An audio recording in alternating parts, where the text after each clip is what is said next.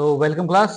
मेरा नाम भूपेंद्र है और आज हम बात करेंगे जनरल अवेयरनेस की फॉर द बैंकिंग के लिए। ठीक है, देखो बैंकिंग में क्या है कि जब हम जनरल अवेयरनेस का सेक्शन देखेंगे तो उसमें मोस्टली चीजें आपको देखने को मिलेंगी।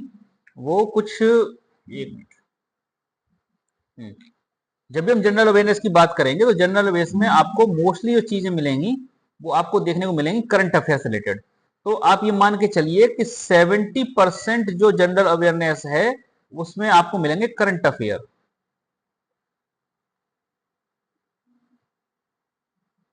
क्या मिलेंगे? Current affairs. बचे हुए 30% जो पार्ट है इसमें आपको स्टैटिक जीके और बैंक जीके देखने को मिलेगी। हम क्या बोलेंगे इसे? Bank GK. अब बैंक जीके का मतलब हो गया कि इसमें आपकी बैंकिंग हिस्ट्री शामिल हो जाती है,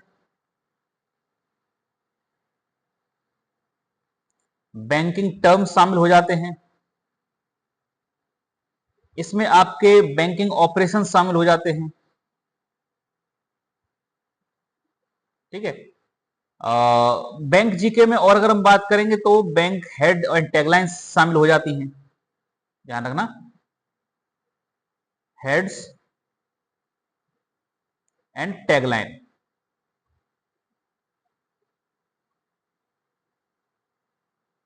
ठीक है, मेजर जो पार्ट रहता है हमारे बैंक जीके का वो होता है आरबीआई। ठीक है, सारी बैंकें एक तरफ और आरबीआई एक तरफ। इसके अलावा आपको बैंक जीके में एक और चीज देखने को मिलेगी, वो है आपको मार्केट ऑपरेशंस।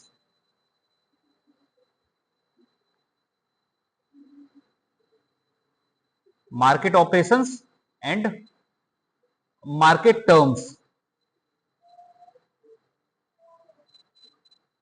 जैसे एसआईपी क्या है ना, म्यूचुअल फंड्स क्या हैं, ठीक है, शेयर्स बॉन्ड्स क्या हैं। तो ये मार्केट ऑपरेशंस और मार्केट टर्म्स देखने को मिलेंगे। तो बेसिकली जो 30% हमारा जो जीके है, बैंक जीके, जो कंप्राइज करता है इन चीजों को लेकर। आपको बैंकिंग हिस्ट्री पता हो, ठीक है, टर्म्स पता हो, हेड्स एंड टैगलाइंस पता हो, बैंक की ऑपरेशंस पता हो, बैंक के आरबीआई की फंक्शनिंग, आरबीआई की हिस्ट्री, पूरा आरबीआई के बारे में डिटेल पता हो, और मार्केट टर्म्स एंड ऑपरेशंस पता हो। ये बेसिकली हम जनरल अवेयरनेस की बात कर रहे हैं बैंक के लिए स्पेशली। तो बैंक में आपको ये चीज देखने को मिलेगी। 70% आपको करंट अफेयर कवर करना है, जो कि मोस्टली आता है maximum to maximum 6 month. Current affair आपको 6 मंथ का तैयार करना है, इससे ज्यादा का नहीं पूछते। 4 महीने, 5 महीने, बहुत हद है तो 6 महीने, इसलिए मैं मैक्सिमम लिमिट लेके चल रहा हूं 6 महीने तक। ठीक है, इमीडिएट वाला नहीं पूछेंगे आपको। 1 महीने पुराना करंट अफेयर की कोई जरूरत नहीं है। 1 महीने से पहले चलिए, 2, 3, 4, 5 तक। ठीक है, मोस्टली आपको 4 महीने करंट अफेयर तैयार करने होते हैं। ठीक है, तो 70% पोर्सन ये रहता है, 30% ये रहता है। डिफरेंट डिफरेंट एग्जाम्स में नंबर ऑफ क्वेश्चंस कम और ज्यादा होते रहते हैं, लेकिन आपको रेशियो लगभग सेम मिलेगा, 70-30 का रेशियो मिलेगा। करंट अफेयर्स हम हर सैटरडे को करते हैं। ठीक है, वहां से कंप्लीट हो जाएंगे, आपको बैंकिंग के लिए कम से कम घबराने की जरूरत नहीं पड़ेगी। 30% जो बैंक जी के रह गया है ये हम अभी रेगुलर क्लासेस में कवर करेंगे। मुझे उम्मीद है कि जो मैं बताना चाह रहा हूं कि आपको क्या कवर करना है, कितना कवर करना है, वो चीज आपको समझ में आ रही हो। जैसा कि मैंने आपको यहां पर बताया था कि सबसे पहला काम हमारा क्या है, सबसे पहला हमारा काम यह है कि आपको बैंकिंग हिस्ट्री पता होनी चाहिए। तो हमारी पहला जो टॉपिक रहेगा वो बैंकिंग हिस्ट्री को लेकर रहेगा।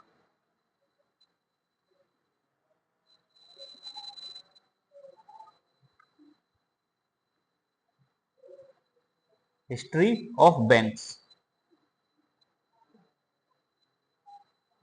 या बैंकिंग। ठीक है, ठीक है, देखो हिस्ट्री ऑफ बैंक में ऐसा कुछ नहीं, बहुत ज्यादा कोई इसकी हिस्टोरिकल बैकग्राउंड नहीं है।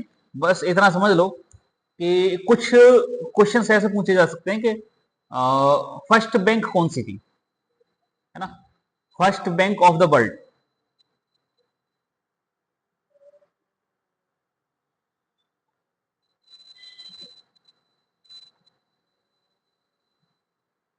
अच्छा, उससे पहले मैं आपको बैंक के बारे में बता दूं, बैंक का मतलब क्या होता है। बैंक का मतलब एक ऐसा इंस्टीट्यूशन जहां पर आप अपने पैसे डिपॉजिट कर सकते हो और जब चाहे वो पैसे निकाल सकते हो, ले सकते हो। बैंक के दो ही काम है, ठीक है। एक तो डिपॉजिट करना, ठीक है, और पैसे रिलीज करना, पैसे देना। दूसरा बैंक का काम, मेन काम क्या है, लोन्स प्रोवाइड कराना, ठीक है। कोई भी इंस्टीट्यूशन अगर ये दोनों काम कर रहा है, डिपॉजिट्स भी कर रहा है और लोन्स भी प्रोवाइड करा रहा है, तो उसे हम बैंक की कैटेगरी में रखेंगे, उसे बैंक बोलेंगे। बहुत से ऐसे ऑर्गेनाइजेशंस हैं जो आपको लोन्स तो प्रोवाइड कराएंगे, लेकिन वो आपके डिपॉजिट एक्सेप्ट नहीं करेंगे, तो उन्हें हम बैंक नहीं बोलेंगे, उन्हें हम क्या बोलेंगे, NBFCs, non banking financial corporation, ठीक है। इनका काम क्या है, जैसे आपने देखा होगा मुथूट फाइनेंस है या और तरीके जो फाइनेंस कंपनीज हैं, जो आपको लोन्स तो प्रोवाइड करा देंगे लेकिन आपके सेविंग अकाउंट नहीं खोलेंगे, ठीक है। तो उन्हें क्या बोलेंगे, एनबीएफसीज। डिपॉजिट्स, जो इंस्टीट्यूशन आपके डिपॉजिट एक्सेप्ट कर ले, ध्यान रखना, जो इंस्टीट्यूशन आपके डिपॉजिट एक्सेप्ट कर ले उसे हम बैंक बोलेंगे। और डिपॉजिट का मतलब हो गया कि जब चाहे तब आप उन पैसों ले सकते हो। तो इस नजरिए से देखा जाए, देखो अगर सिर्फ इस कैटेगरी में देखेंगे तो हमारे पास हमेशा से लोन देने का सिस्टम चलता आ रहा है। कभी जमींदार लोन देते थे, कभी कोई पूंजीपति लोग थे वो लोन देते रहते थे। लोन देने का सिस्टम सबके यहाँ चलता था, हर सिविलाइजेशन में चला है। डिपॉजिट वाला सिस्टम जब से नया आया है तब से हमने बैंकिंग की शुरुआत मानी है। तो बताइए, first bank of the world क्या है? ये है बैंका मोंटे डी पाचे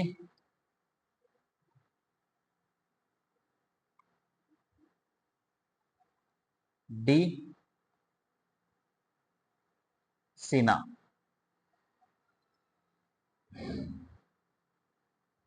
ये बैंक का नाम है, क्या है? Banca mountain day Pasi D सीना। शॉर्ट में आप इसको बीएमपीएस बोल सकते हो। शॉर्ट में क्या बोल सकते हो इसे? बीएमपीएस बोल सकते हो। कब ये सामने आती है? ये हमको देखने को मिलती है 1472 में। कहां पर? इटली में, ठीक है। ये हम दुनिया की पहली बैंक इसको कंसीडर करते हैं, first bank of the world, Banca Monte day पासे डेसिना या बीएमपीएस। कहां पर? इटली में। कब? 1472 में। इसके बाद से ये बैंकिंग जो सिस्टम है ये वर्ल्ड वाइड फ्लरिश करता है और यूरोप में जाता है, यूरोप से फिर इंडिया में आता है और फिर पूरे वर्ल्ड में ये फैलता है, ठीक है।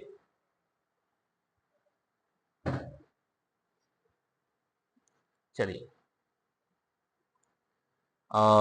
इंडिया में पहली बैंक कौन सी है? First bank of the India, first bank of India. कोई बता सकता है first bank of India, India की पहली बैंक कौन सी है? एसबीआई नाम मत लेना, वो आंसर गलत है तुम्हारा, एसबीआई, ठीक है। चलो बता दो। जैसा कि मैंने तुम्हें अभी बताया था कि जो बैंकिंग सिस्टम है ये यूरोप जाता है और यूरोप से फिर इंडिया आता है। तो इंडिया में कब आएगा? जब यूरोपियंस आएंगे, ठीक है। जब ब्रिटिशर्स आएंगे, तो ब्रिटिशर्स हमारे बैटल प्लासी लड़ते हैं, है ना, कब? 1757 में। उसके बाद ये बैंकिंग सिस्टम इंडिया में स्टेब्लिश करते हैं। तो फर्स्ट बैंक जो स्टेब्लिश की जाती है उसे बोला जाता है Hindustan, bank of Hindustan, bank of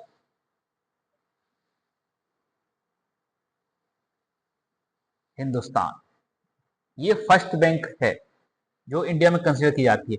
ये कब आई है? ये आई है 1770 में, ठीक है। 1770 में बैंक ऑफ हिंदुस्तान। हालांकि वो कुछ खास अच्छी नहीं चली थी बैंक ऑफ हिंदुस्तान, कुछ समय बाद ये बंद हो जाती है। लेकिन हाँ, बैंकिंग सिस्टम शुरू हो चुका है, कई सारी और बैंकें बनती हैं, ठीक है। कई सारी और बैंकें बनेंगी, जिनमें एक प्रोमिनेंट बैंक है, that is best bank of Bengal. ध्यान रखना।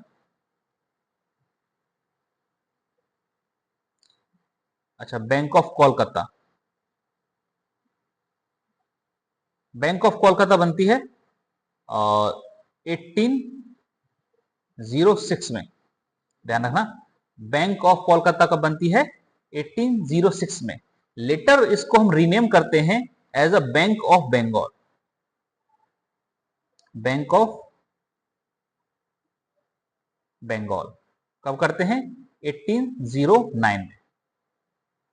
सेम है, ठीक है, तो मैं एरो लगा देता हूं। सेम बैंक है, bank of Kolkata renamed as bank of Bengal. ध्यान रखना, bank of Bengal, bank of Kolkata, bank of Hindustan, ये सब हमारी बंगाल में ही बनी है, क्योंकि ब्रिटिशर्स ने सबसे पहले जो कब्जा किया था वो बंगाल में किया, उसके बाद वो और पार्ट्स में कब्जे किए उन्होंने, ठीक है।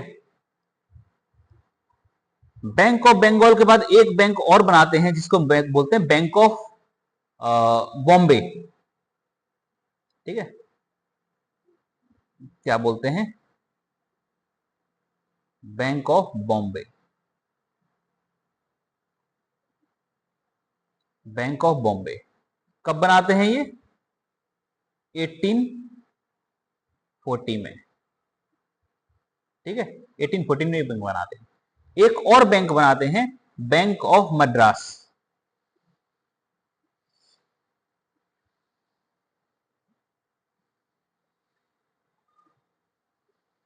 ये बनाते हैं 1843 में, ठीक है।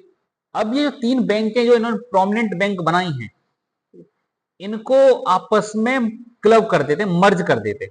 ध्यान रखना, ये जो तीनों बैंकें बनी हैं इनको आपस में मर्ज कर देंगे और मर्ज करके बनाएंगे bank of, sorry, state bank of India, ठीक है, सॉरी, हाँ, इनको मर्ज करके क्या बनाएंगे? Imperial bank of India.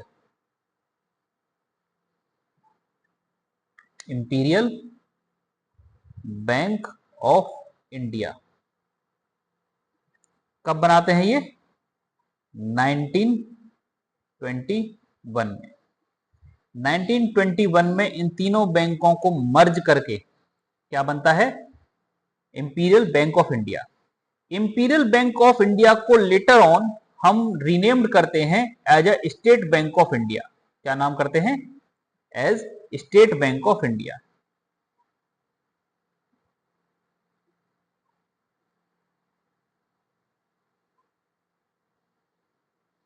ठीक है, ये कब करते हैं हम इसे?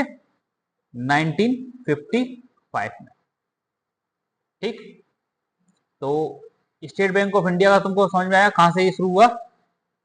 Bank of Kolkata, bank of Kolkata को रिनेम किया as a bank of Bengal. Bank of Bengal के बाद हमने बैंक ऑफ बॉम्बे और बैंक ऑफ मद्रास को क्लब कर दिया गया और इसे बना दिया गया imperial bank of India. Imperial bank of India को रिनेम कर दिया गया और बना दिया गया स्टेट बैंक ऑफ इंडिया, ठीक।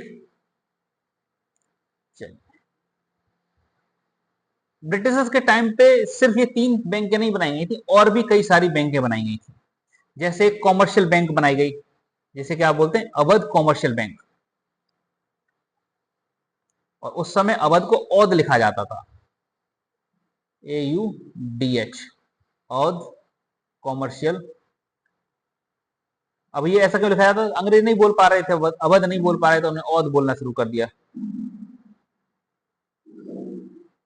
Commercial bank, Awadh commercial bank, ये कब बनती है? ये बनती है हमारी 1881 में, ठीक है। हालांकि बहुत अच्छा काम करती है कॉमर्शियल बैंक, बहुत लंबे समय तक काम करती है, लेकिन फिर बाद में बंद हो जाती है, यानी सर्वाइव नहीं कर पाती है। कब बंद हो जाती है? 1958 तक ये काम करती है। इसके अलावा अगर आपसे पूछा जाए कि भाई ये बताइए कि पहली बैंक जिसमें इंडियन शामिल थे, first bank,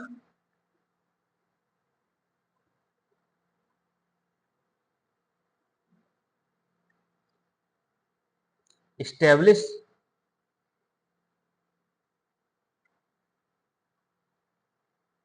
with the help of Indian,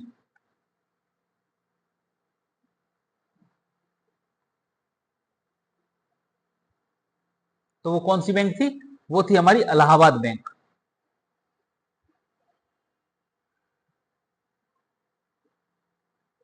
Allahabad bank कब स्टैब्लिश की गई थी? 1865 में। ईयर याद रख लेना, ईयर पूछ लेते हैं, ठीक है। First bank establish with the help of Indians is Allahabad Bank. First bank solely या ओनली स्टैब्लिश बाय इंडियंस?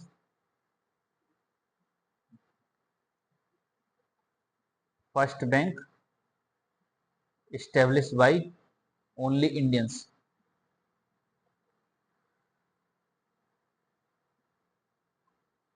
ये कौन सी थी? Punjab National bank.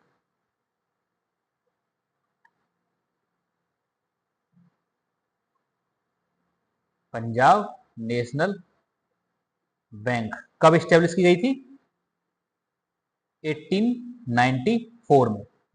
अच्छा, पंजाब नेशनल बैंक इंपोर्टेंट इसलिए भी है क्योंकि इसको स्टैब्लिश करने वाले एक व्यक्ति शामिल थे इसमें, जिन्हें बोला जाता है Lala Lajpat Rai.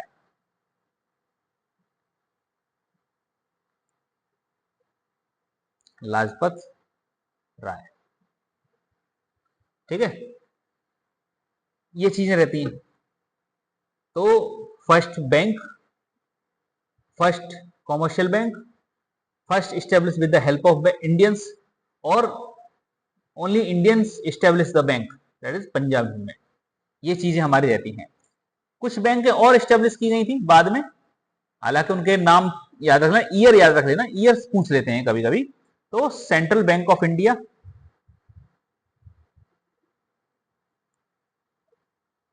Central bank of India ये कब स्टैब्लिश की गई थी?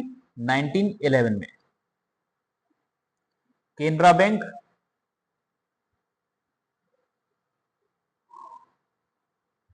केनरा बैंक ये स्टैब्लिश की गई थी 1906 में।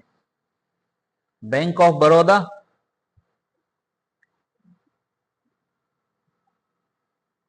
बैंक ऑफ बड़ौदा स्टैब्लिश की गई थी 1908 में,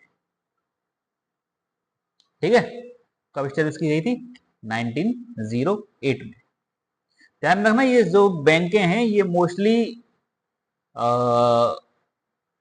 बड़े बैंकर्स, बड़े पैसे वाले लोगों ने ईस्ट इंडिया कंपनी की हेल्प से, उनके क्योंकि गुलाम थे भाई उनके, तो उनकी बात तो माननी है, उनकी हेल्प से ये सब चीजें की गई। अच्छा, एक और चीज नोट करने वाली यह है कि अगर ब्रिटिशर्स के टाइम में 100 बैंक्स खुली हैं, ठीक है, अगर 100 बैंक्स ओपन हुई हैं, तो ये मान के चलिए उन्हीं के टाइम पीरियड में 95 बैंक्स क्लोज भी हो गई हैं, डूब गई हैं। क्लोज तो मतलब क्या कहेंगे? डूब गई हैं। अगर 100 बैंकें बनी तो 95% बैंक हैं, 95% बैंक्स डूब चुकी। अब ऐसा क्यों हुआ? इसके पीछे कारण समझो। ब्रिटिशर्स को क्या ही पड़ी कि जो हमको बैंकिंग सिस्टम दें, है ना, उनको कोई इंटरेस्ट नहीं है बैंकिंग सिस्टम देने में इंडिया में, लेकिन फिर भी उन्होंने दिया। रीजन कुछ अपनी सहायता के लिए, ठीक है, उनका कुछ काम चलता रहे। दूसरा एक होता है ऑर्गेनाइज लूट। इन्होंने बड़ा दिमाग लगाते हैं ये लोग भाई, अंग्रेज, जब ये कोई सिस्टम इंडिया में देते हैं तो इन्होंने क्या किया, सपोज करो कि कोई एक बैंक खोली, किसी एक बड़े बिजनेसमैन ने इंडिया में एक बैंक खोली, ठीक है। उस बैंक में जो आम लोग हैं, ध्यान रखना कौन है, जो आम लोग हैं, वो पैसे डिपॉजिट करेंगे,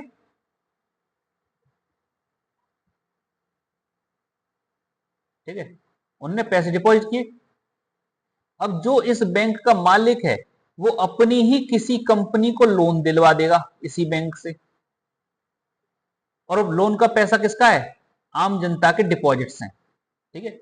उससे लोन दिलवा दी किसी अपनी ही कंपनी को या अपनी किसी फेवरेबल कंपनी को, और वो लोन हो जाता है डिफॉल्ट, यानी वो लोन कभी पे नहीं किया जाता। जब लोन्स डूबते हैं तो बैंक डूब जाती है, ठीक है, और लोन्स जानबूझकर नहीं पे किए जाते हैं, रीपे नहीं किए जाते, समझे। तो एक तरीके से बड़े बिजनेसमैन का एक तरीका होता था पैसों को इकट्ठा करना और अपने काम निकालना, अपने फैक्ट्री चलाना, अपने बिजनेस चलाना। तो एक बैंक खोल दी जाकर, बैंक में लोग पहुंच ही जाते हैं पैसे जमा करने, पैसे जमा किए, लोन लिया और बैंक डुबा दी। हालांकि बहुत तरीके हैं लूटने के, ये उनमें से एक फेवरेट तरीका हुआ करता था उनका। ठीक है, अब क्या हुआ कि ऐसे जब बैंकें डूबने लगी तो बड़ी चिंता हुई इंडियंस को। जो इलीट क्लास थे, जो पढ़े लिखे लोग थे, उन्हें समझ में आने लगा कि ये तो भाई ऑर्गेनाइज लूट चल रही है। ठीक है, तब तक इंडिया इतना पावरफुल हो चुका था, इंडिया में इतनी जागरूकता आ चुकी थी इंडियंस में कि वो फ्रीडम के लिए रिवोल्ट करने शुरू कर दिए थे, उन्हें आइडियोलॉजीज पढ़ना शुरू कर दिया था लोगों ने, थोड़े जागरूक हो गए थे। तो सबने मिलकर एक प्रेशर क्रिएट किया सरकार पर।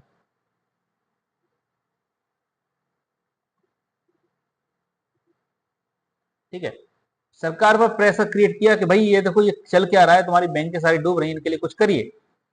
तो ब्रिटिशर्स ने प्रेशर में आकर एक कमीशन बनाया।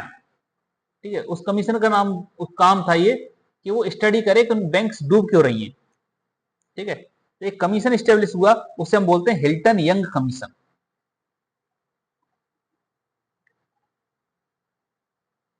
क्या बोलते हैं? Hilton young commission.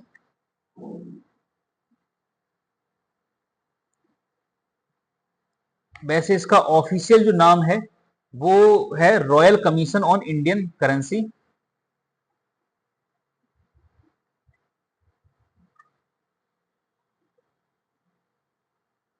Royal commission on Indian currency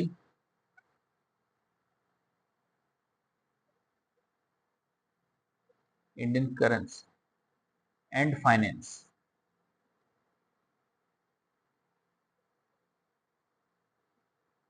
ठीक है, ये कब स्टेब्लिश हुआ? 1926 में। ठीक है, ध्यान रखना कब स्टेब्लिश हुआ? 1926 में। अब इसको हिल्टन यंग कमीशन भी बोला जाता है, कारण ये है क्योंकि इसके जो चेयरमैन थे उनका नाम था हिल्टन यंग, तो उनके नाम पर हिल्टन यंग कमीशन बोल देते हैं।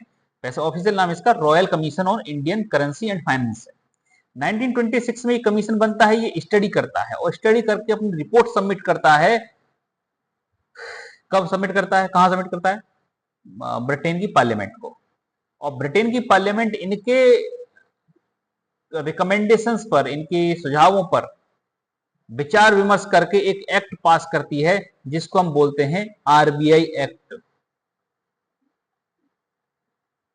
RBI act 1934। इसको फिर हम RBI government of India act 1935 में भी एड्रेस करते हैं। ठीक है, आरबीआई एक्ट 1934 बनता है। ठीक है,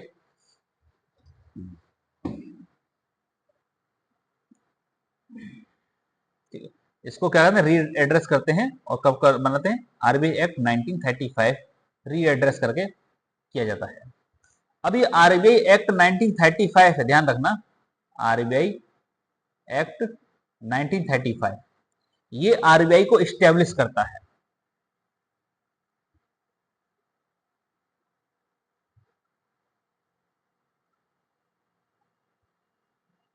अच्छा, ये आरबीआई था क्या उस समय?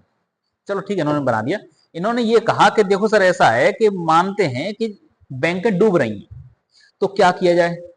तो सब जो बैंकों के मालिक हैं, जो भी बैंकों के मालिक हैं उस समय के, वो सब मिलकर एक काम करेंगे, एक ऑर्गेनाइजेशन बनाएंगे आरबीआई।